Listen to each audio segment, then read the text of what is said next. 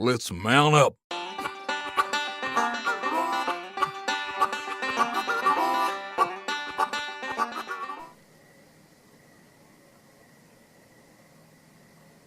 Hey guys, so we needed some more lanterns for our hunt this year, and I decided to try something new.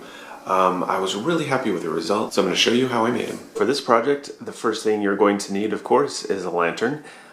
This is a lantern that I found on Amazon. You're going to want to look for a kerosene lantern. You can find these a lot of places. I've also purchased them at Walmart. This one was $5 on Amazon. It has already been disassembled. Basically, there's a little lever here, and you can move that. It takes the thing here, you pull up on the top, like that, and then you can remove the globe. So we removed the globe and then painted this with the bronze color spray paint and a couple others to kind of give it some dimension. And then we used a glass frosting spray on this. And we like a little bit heavier look to kind of hide it, so that's what you can do. You can basically choose how thick you want it. It's a little bit tricky because you're spraying it inside here, so it gets runny very fast. But it actually looks pretty cool, even though it is a little bit runny looking. So depending on where you're going to place your lantern, you might want to do different locations for your wiring. In the past, I've drilled in the bottom and had the wire coming out the back basically. That would be for lanterns that are kind of hanging up against a building or something like that. Now in this case, these are going to be used inside a building hanging from a rafter by the top here, just like that. So I wanted to see if I could do a little bit better job of hiding the wire. And I noticed that these tubes here are hollow, and they do go into the base. So what I did is I drilled a hole in the top here, and I placed it so that it was close to the edge of the hanger here. You can remove the little wick feeding mechanism here and get inside the lantern, and you can see that the tube, well, you probably can't see, but basically the tube here goes into here. So what you need to do is fish the wire down from here into here. To do that, I'm using some floral wire.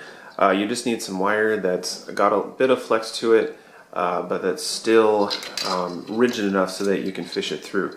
I tried fishing the wire that I'm using, which is just a basic black speaker wire, but it wasn't rigid enough to get all the way down into the bottom. It may require a little bit of patience to get this wire fished down, but I was able to get that down there, and then what I did is I ran it through the middle of my speaker wire, and I'm going to bend these up and put some electrical tape on it. Alright, I've got the wire fished through here. It's coming out the top here and coming out on here. So the next thing to do is go ahead and prepare this for mounting the bases. To make things easier, I like to use 12 volt lighting for our hunt. So I'm going to be using 12 volt for this lantern. I'm doing a little bit different this time. I found these sockets online. These are for G4 bulbs, which is like a landscape light typically. There's also a bunch of other names for it, but if you look for G4 socket, this is what you'll find. So I'm using that for the socket, and then the bulb are these LED flame lamps. They sell these in bigger ones that actually screw into a typical light bulb base, but these guys are using this G4 socket, and they are 12 volt. So they're going to be perfect for this lantern. The first thing you can do with this is just go ahead and remove that wick, because we're not going to need that. And then we're going to want to feed the wires for the bases down through the slot in here and out the bottom. This piece does come apart into two, and that's going to make it easier to run the wires through. Alright, so I got the wires routed through the base here and out the bottom. And then what I did is I just attached a zip tie to these two sockets to make it a little bit easier to get them straight. We're going to attach these guys with some hot glue. So having them connected together like this is going to make it much easier to get them glued securely down to the base. Alright, so I've got this glued in place here, and I got my zip tie on there. It's all nice and secure now, so now what you want to do is go ahead and remove that zip tie. Just like that. Because otherwise, you're going to have a hard time fitting it into this portion right here. Now just go ahead and take one wire from each socket and connect them together, and we're going to solder those together.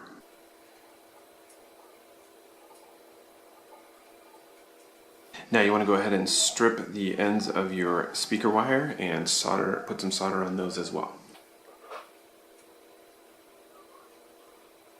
Before soldering the two wires together, you're going to want to put some heat shrink tube on there. With the heat shrink in place, I'm going to go ahead and solder these wires together. Now slide the heat shrink over the solder joint.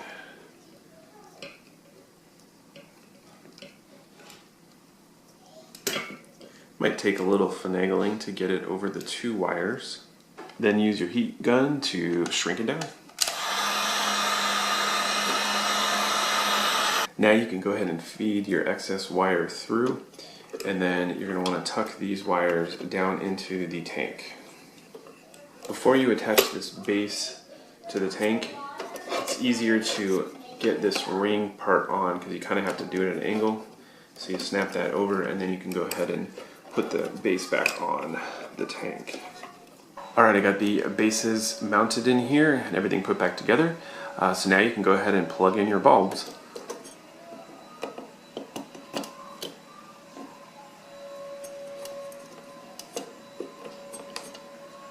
There you go. And the nice thing about this setup is if one of these guys were to burn out or something like that, you can go ahead and just pull it out and put in a new one. Alright, I went ahead and put the globe back in. So the lantern part now is all set. Now what you can do on the other end is you can either leave it like this and wire it directly to your power source using some wire nuts. You could use a connector like this. It has screw terminals on one end, and this plugs into 3.5 millimeter, I believe it's 3.5 millimeter. Regardless, it plugs into your standard power supply jack. Or what I like to do is I have an RCA box that I built that I use to power a lot of things in my hunt. So I'm going to go ahead and add a plug on this so it can connect like all of the other items that we have. If you're interested in checking out that tutorial, I'll include a link in the description. You can find these RCA plugs on eBay. You typically have to order them from China. I get a big bag of them, lasts me a while. And these guys unscrew just like this. And then you've got two terminals there, just like that. And all you need to do is just strip this wire and then solder one to one terminal and one to the other. And here's what you end up with. This RCA plug is soldered on there and ready to go. And then what I did to finish it up over here is I just took some zip ties and zip tied my speaker wire to the frame here. So you end up with a nice clean look. Wires blend in. So let's go see what it looks like.